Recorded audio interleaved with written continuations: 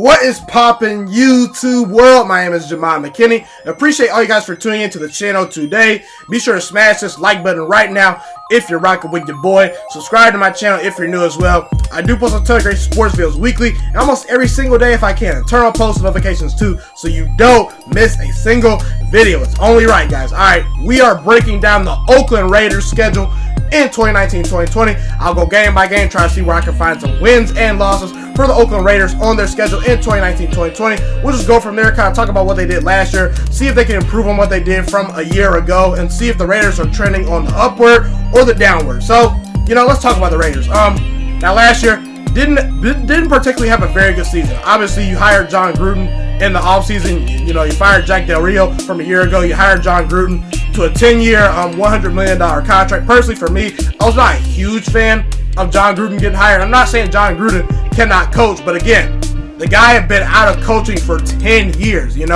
Anytime you're out, you are done with the profession for 10 years. You're out of it. You haven't done anything. You have not done that profession for 10 years.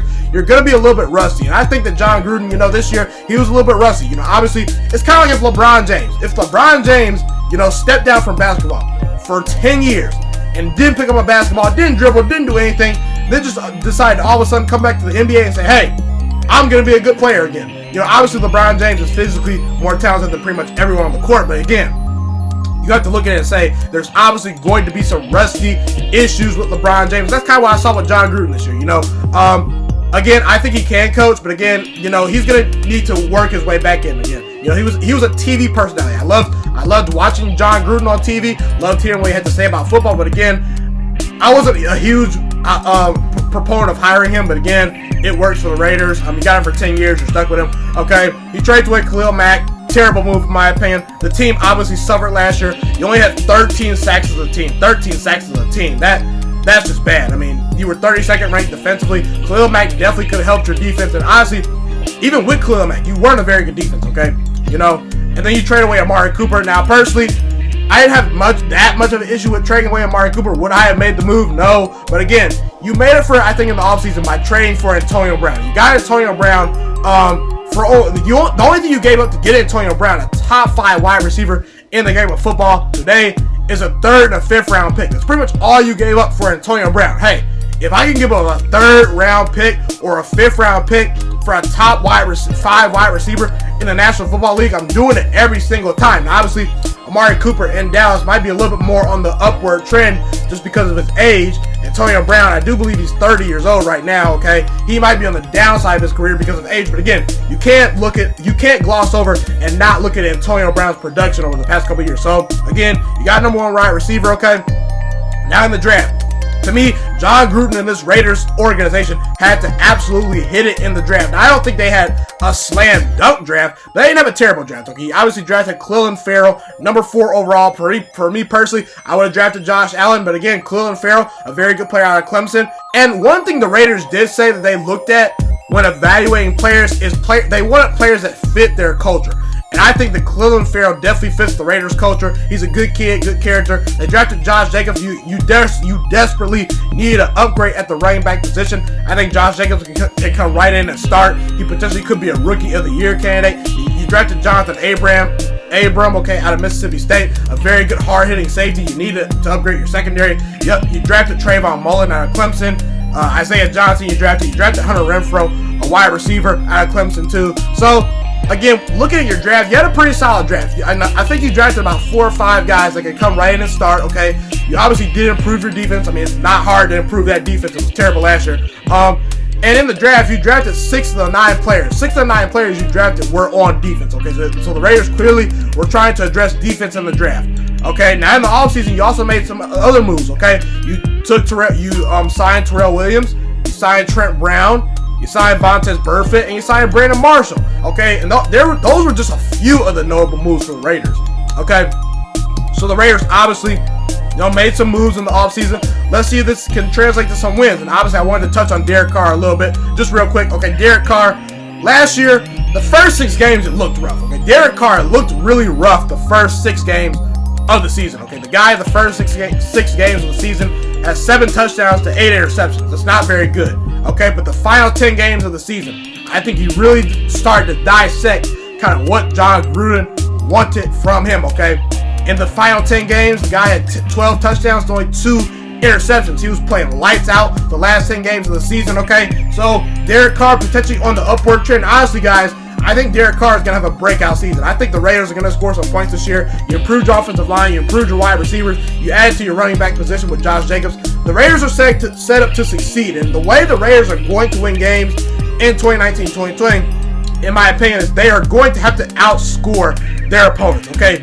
Listen, you can draft Clelin Ferrell. You can draft Jonathan Abraham, okay? You can draft Trayvon Mullen. Whatever you want to do, that defense is not going to be a top 10 defense overnight, okay? That defense was so bad last year. You know, it can only go up. But again, you don't fix all your defensive issues when you're dead last in pretty much one offseason, okay? It's going to be a year-to-year thing. The Raiders are going to have to continue to draft at a high level, continue to scout defensive players at a high level, and bring in high-profile defensive players that fit their culture. So, without further ado, let's jump into the Raiders' schedule. The Broncos at home, Chiefs at home, at Vikings, at Colts. I see a 1-2. I see a 1-3 start for your season, okay? I think it'll beat the Broncos. Now, the Broncos did improve their team in the offseason. I like what the Broncos did. But again, you get them at home. I like your offense. Now, Bradley Chubb and Von Miller are some real dudes, okay? They know how to rush the passer. That's the best pass rushing duo on the edges in the entire NFL, in my opinion, right there with Melvin Ingram and Joey Bosa, in my opinion. But again, I just think that I don't think you're a better team than the Broncos, but again, you get them at home. I'll give you a win there. Chiefs at home, you could potentially steal a game, but again, I just don't see your defense doing anything to stand up with Patrick Mahomes and Tyreek Hill. And hey, you know, if you're going to bet on the Chiefs or the Raiders shooting teams out, I'm going to bet the Chiefs can score more points than you, okay? You're going to lose that game. At the Vikings, at the Colts. Now, the Vikings, to me, are a talented team. I don't think they'll particularly win a whole lot of games this year, but again, Kirk Cousins, pretty good quarterback. Very good defense, okay? Very good wide receivers. Again, it's on the road. I just don't see you coming into Minnesota and winning that game. The Vikings have a talented roster, guys. Don't gloss over that. The Vikings have a talented roster. And then at the Colts, look, the Colts to me are a Super Bowl contender. You will not be able to stop their defense at all. Not defense. You will not be able to stop their offense at all. I'm sorry, I don't know what I just said there. But either way, getting my point. Andrew Luck, very good elite quarterback.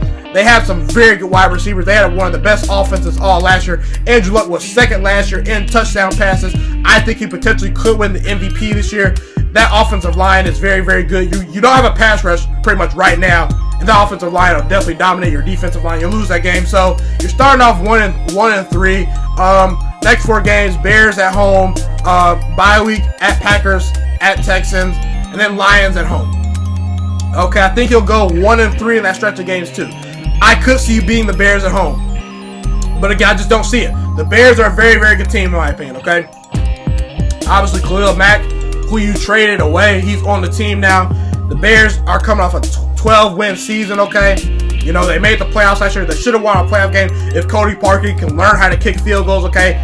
They're just a more talented team. You get them at home, but again, I just don't think you're good enough and made big enough of a leap to beat them. You'll lose that game. Then a bye week. Now, potentially, you could beat the Green Bay Packers, okay? But again, coming off a bye week, but again, I'm not going to bet against Aaron Rodgers. All you guys that follow the channel for a while, you guys know I am a diehard Packers fan. Don't let this Texans jersey fool you. I'm just a huge Deshaun Watson fan. Just decided not to wear Packers gear in this video, but getting to my point, the Packers have the best. This is the best defense Aaron Rodgers has had since he won the Super Bowl. I trust Aaron Rodgers to beat you guys in Green Bay.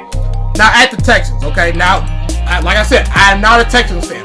I am a Deshaun Watson fan. So I'm not gonna be biased and say, oh, the Texans are gonna win because I'm a Texans fan. No, I'm picking this straight up, okay. I don't think you're a better team than the Texans. Now, could you steal a game on the road? Yes, but again, I just don't see it. DeAndre Hopkins, who's gonna cover him? I don't know.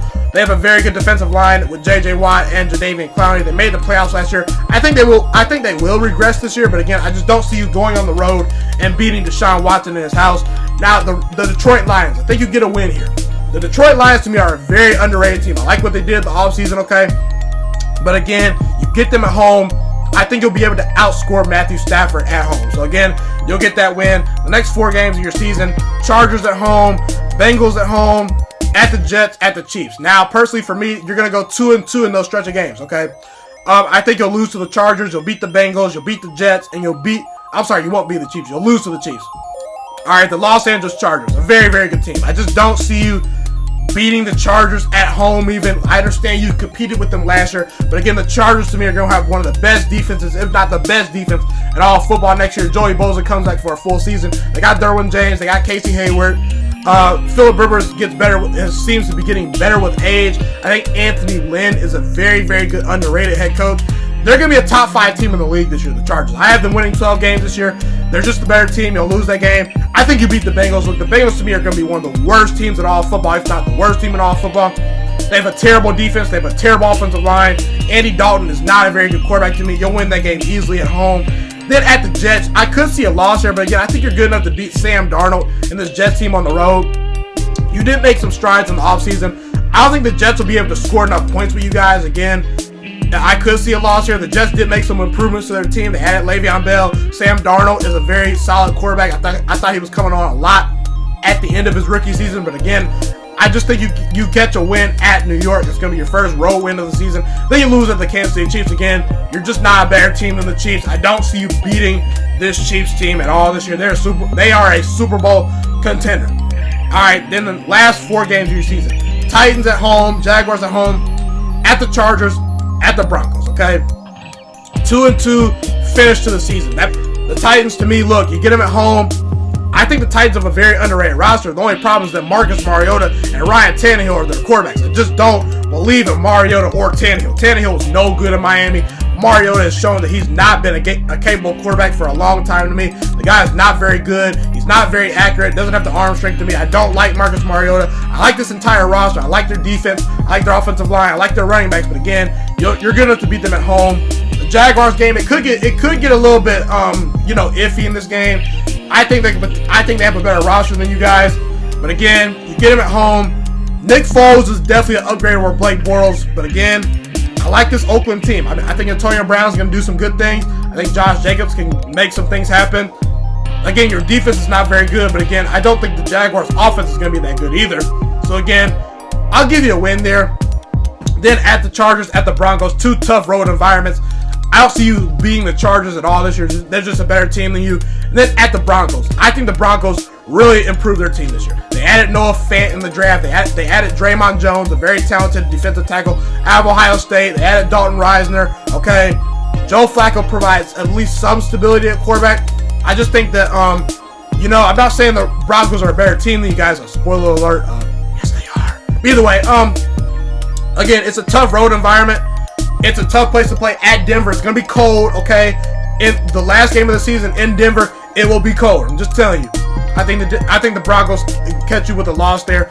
So, in conclusion, for the Oakland Raiders, in 2019-2020, I think they win around 6 games. I think 6 wins is fair for the Raiders. That's a 2-game improvement from last year. I like what they did in the offseason. Adding Antonio Brown, obviously, I'm still never going to forgive them for trading away Khalil Mack. I don't think that was a very good trade at all. And personally, I'm a Packers fan, so now the Bears actually are Super Bowl contenders. Potentially now that the Raiders trade away Khalil Mack, but again, it's whatever.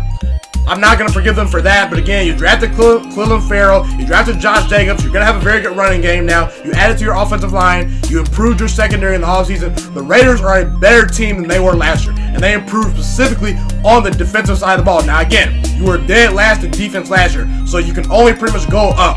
Now, will the defense be a top 10 defense overnight? No, it won't. To me, the Raiders are still going to be one of the worst defenses next year. But at times, they will at least get some stops, okay? And last year, you couldn't rely on the Raiders to get any stops at all. I think Derek Carr has one of his best seasons yet, okay?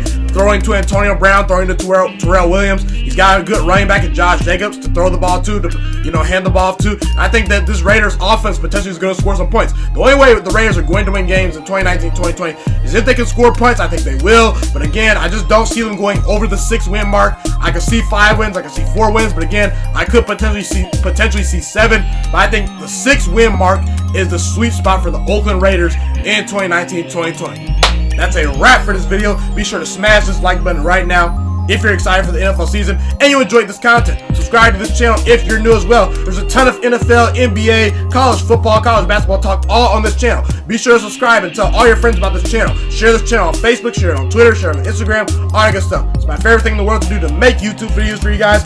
I want to become a sports analyst and a sports broadcaster when I go out in the world. I'm going to college in about a week and a half, so wish me luck. I'm going to major in media communications with specifics in sports. So if you believe in my dreams, you believe in what I'm doing, if you like this channel, just subscribe to this channel, tell all your friends about this channel. You know, the best thing you guys can do to help this channel grow is just tell people about this channel. Share it on Facebook, share it on Twitter, share it on Instagram, all that good stuff. I appreciate you guys for watching. It's nothing but love on this channel, and I'm Ghost. Have a blessed day. All you guys, I'm out.